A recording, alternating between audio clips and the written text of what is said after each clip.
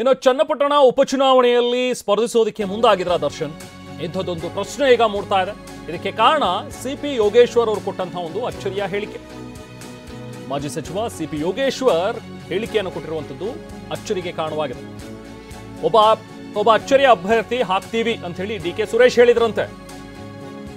So ಹಾಗಾದ್ರೆ ಸುರೇಶ್ ಹೇಳಿಕೆ ಕೊಟ್ಟಿದ್ದು ಇದೇನಾ, ದರ್ಶನ್ ಅವರಿಗೋಸ್ಕರನ ಅನ್ನುವಂಥದ್ರ ಬಗ್ಗೆ ಕಳಕ್ ಹಾಕಿದ್ದಾರೆ ಈಗ ಸಿಪಿವೈ. ಕಾಂಗ್ರೆಸ್ನವರು ಈಗಾಗಲೇ ತಯಾರಿ ಮಾಡ್ತಾ ಇದ್ದಾರೆ ಸರ್. ಡಿ.ಕೆ. ಸುರೇಶ್ ಅವರು ಅಚ್ಚರಿ ಅಭ್ಯರ್ಥಿನ ಹಾಕ್ತೀನಿ ಅಂತ ಹೇಳ್ತಾರೆ. ಗೊತ್ತು ನನಗೆ. ಅಚ್ಚರಿ ಅಭ್ಯರ್ಥಿ ಈಗ ಜೈಲ್ ಕಂಬಿ ಎಣಿಸ್ತಾ ಇದ್ದಾರೆ. ಅಚ್ಚರಿ ಅಭ್ಯರ್ಥಿ ಯಾರು ಅಂತ ಗೊತ್ತಿದೆ ನನಗೆ, ಯಾರನ್ನ ಹಾಕಬೇಕು ಅಂತ. ಅವ್ರು ಯಾವುದೋ ಕೊಲೆ ಕೇಸ ಸಿಗಾಕೊಂಡು ಜೈಲ್ ಕಂಬಿ ಎಣಿಸ್ತಾ ಇದ್ದಾರೆ ಪಾಪ. ಅಚ್ಚರಿ ಅಭ್ಯರ್ಥಿನೇ ಬರಲಿ, ಇನ್ಯಾರಾದರೂ ಬರಲಿ. ಅವರು ಈಗ ಒಬ್ಬರು ಈಗ ಮರ್ಡರ್ ಕೇಸ ಸಿಗಾಕೊಂಡಿದ್ದಾರೆ. ಅವರೇ ಅಚ್ಚರಿ ಅಭ್ಯರ್ಥಿ ಮಾಡಬೇಕು ಅಂತ ಅವ್ರು ಇದ್ದರು.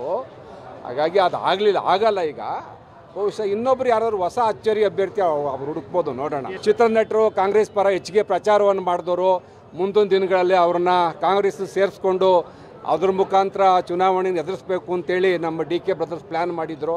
ಅವರು ಯಾರು ಅಂತ ಇದು ಊಹೆಗೆ ನೀವೇ ಮಾಡ್ಕೊಳ್ಳಿ.